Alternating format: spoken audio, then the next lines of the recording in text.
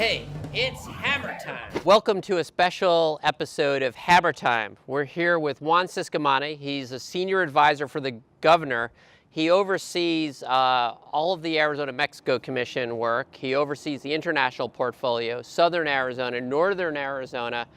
And I also just want to say, Juan, you are just a great ambassador, not just for the governor, but for the entire state of Arizona. Welcome to the show. Thank you, Glenn. Happy to be here.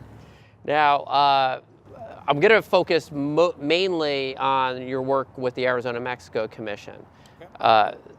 We recently, you led, and the governor led, a trade mission to Mexico City for the inaugural of the new president of Mexico. I'd like you to talk a little bit about that experience. Sure.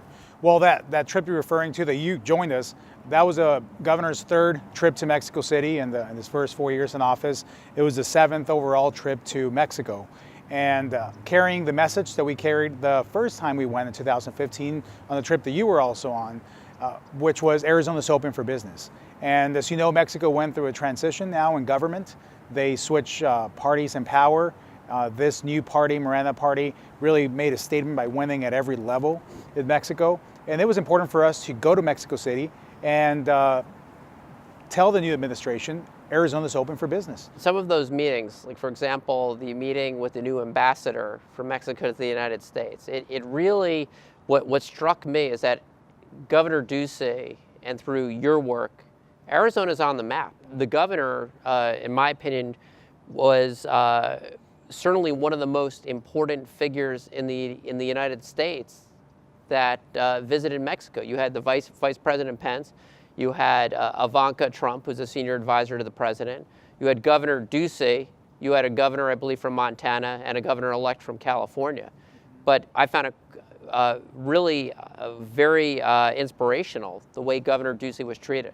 For us, it was never a question if we should go or not. It was an easy choice to be there, and presence first, the historic moment, but also take advantage of the opportunity that you had so many new members of the incoming leadership team there together, and also some of the members of the U.S. delegation, for us to tell them this is what Arizona has been doing. And you're right, you've been able to see this firsthand, how Arizona and Governor Ducey are recognized as a leader in this relationship with Mexico, and how we've been able to turn things around from 3-4 years ago, and now we're in a leadership position where Mexico and the incoming administration, you saw this in many cases where they said, we've been hearing about you, we've been looking forward to meeting you, and the governor as always, selling and promoting Arizona. And this is important because a lot of the funding that we're going to need on the infrastructure side in Mexico for trade and commerce and transportation is going to come from the federal government. So we need to have those strong relationships, letting them know what Arizona is doing, but also what we're doing with Sonora and Governor Pavlovich,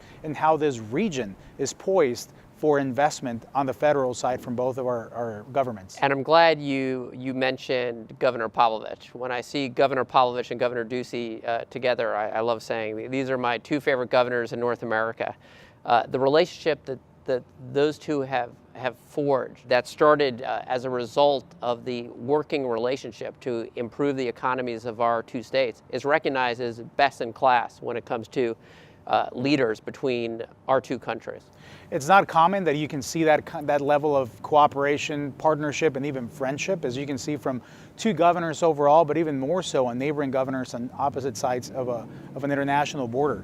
But Governor Ducey and Governor Pavlovich have been able to foster that over the years and grow it, and now it's recognized, as you mentioned, as an example partnership and region that other states can look at. And we have more work to do there. She has 3 more years in office. We now have 4 more years in office, so we're going to overlap for 3 of those.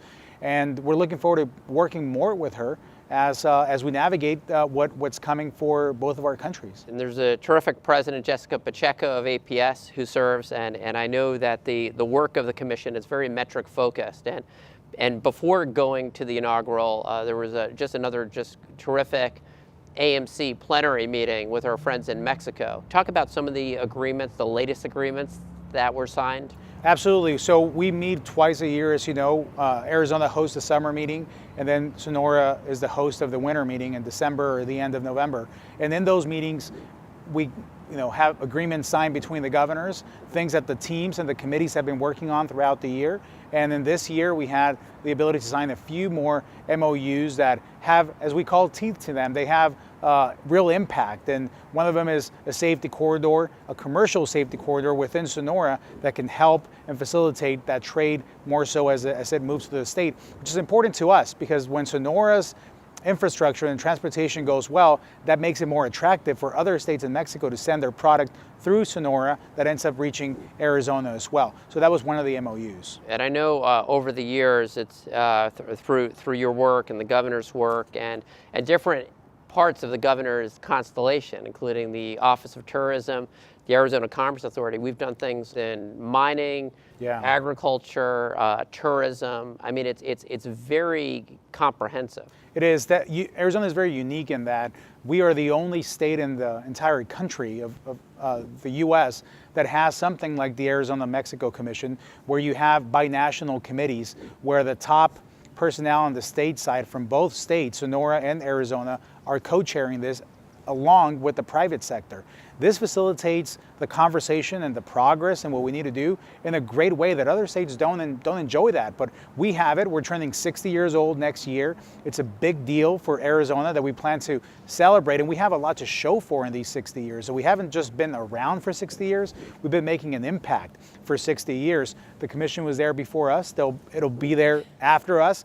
But it's our job to maximize it while we're here. Well, I know under your leadership, we've hit record numbers in Arizona. And again, it's just important for people to understand that these are critical issues economically, and water is another example. There's a water committee, and Mexico is one of the parties that does receive water from the Colorado River. So all these are important binational conversations. We have our committees that go from, as you said, energy, commerce, tourism, agriculture, all the way to sports and arts and social services. I mean, we have a wide range because all these topics end up impacting both states, and it's important to have the key players at the table advocating for them. Both commissions, theirs and ours, chaired by Governor Pavlovich and Governor Ducey for ours. It's really an incredible model. During our last trip to Mexico City, when we had a chance to talk to some of our friends about unified cargo processing, their eyes lit up. We have, I believe, been a leader in that area, and it started with cars. I believe it expanded to rail, and now air cargo. Can you maybe talk a little bit about that and why that's so important for Arizona? Well, our ports have enjoyed great leadership throughout the years from CBP. And we were a pilot program for unified cargo processing. That is a concept that when we explain it to people now, it makes perfect sense. However, it hadn't been tried before. And Arizona is the proving ground to just have what it takes to be the logistics and a successful trial. We launched it here. It was a 90-day period. Before the 90 days were complete, it was so successful that they said it's going to be permanent. So now it was our job to expand it throughout the other ports in Arizona. And that, again, made us unique when you have both federal and from the Mexico side and then the U.S. side inspecting product together. It dramatically decreases the wait time. It's gone from hours to minutes. Hours to minutes, and that's been what we promote. And when we're competing with larger ports like Texas and California, they have their advantages, but one of our advantages is that we are nimble. We can try these kind of things, and we've made quite an impression on Mexico City and the distributors in Mexico in saying, hey, listen, the Mariposa Port of Entry has this capability, and the other ports in Arizona as well. Let's go through there, which is again why it's important to promote Sonora's improvement on infrastructure as well, to make it easy for all these trucks and merchandise to cross through our ports. While we were in Mexico, the presidents of the 3 North American countries signed the U.S., Mexico, Canada agreement. And I found it very interesting that during the course of our trip, from our friends in Mexico, it didn't really matter what party or which meeting, they're all in. They want this signed, sealed, and delivered as fast as possible. Yeah. Well, that's what we keep hearing from the business community really on both sides. When you talk to the folks on our side, especially on the border, or many up here as well, it's benefited, it's helped overall. When you have a state like ours with Mexico as the #1 trading partner with over $15.2 billion in trade, those kind of agreements help us. It needed to be reformed and restructured and updated, and we're glad it happened. Now it's up to Congress to get it through and finalized. but we're confident that it's going to happen, and it's going to continue to help our citizens. For the Arizona Chamber, this is our #1 federal issue. It's just so important. With you take a look at trade with Mexico and Canada, it could be as many as 250,000 jobs associated with it in Arizona. Different estimates, but that's one from the U.S. Chamber. So the governor's leadership, the office's leadership here is a big deal for the entire state's economy. The governor, you said it right, focused on this and championing this has made a difference. Canada and Mexico are top trading partners for most states in the U.S., either 1, 2, or 3 up there. But it really depends on the governor and the leadership from the administration to voice that and say that. And we've been able to promote and support the trade agreement while keeping a positive relationship with Mexico City and Washington, D.C. And the governor's philosophy has always been, let's have a seat at the table, let's talk, relationships matter, and let's make sure that we're fostering the relationships with all sides, because that's the way that Arizona wins. Yeah, no, and it was on full display in Mexico. Final question, we're heading into 2019. We talked a little bit about the U.S.-Mexico-Canada agreement and the importance of that. Some other things that are on your radar and on the radar from the Arizona and Mexico Commission standpoint. Well, there's no slowing down, that's for sure. But I can tell you that we're going to continue to promote our #1 trading partner in Mexico.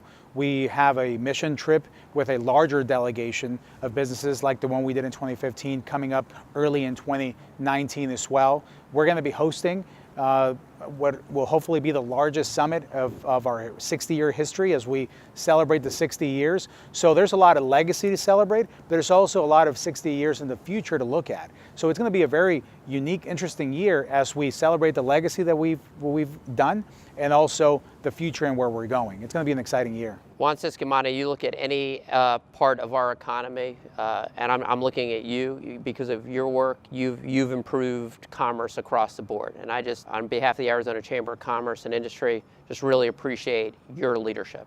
Thank you, Glenn. Appreciate it. Appreciate being on the show here. It's a dream come true to be on the Hammer Time. I'm beyond myself right now. I hope I did okay because I was really excited. We're looking forward to having you back on. That's how good you did. Okay, well, it's on camera. It's done. Thanks, Juan. Thank you.